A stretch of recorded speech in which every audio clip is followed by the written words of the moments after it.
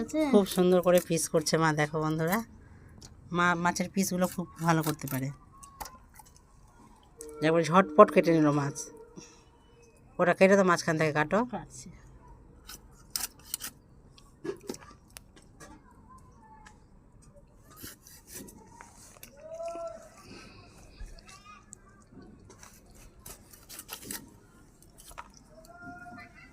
ডিম ছিল না।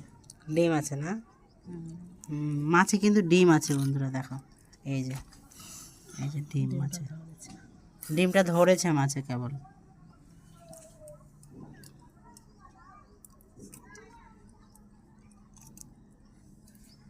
ডিম ধরেছে না, ছাড়া হয়ে গেছে, একটুকু থেকেছে কি হতে পারে।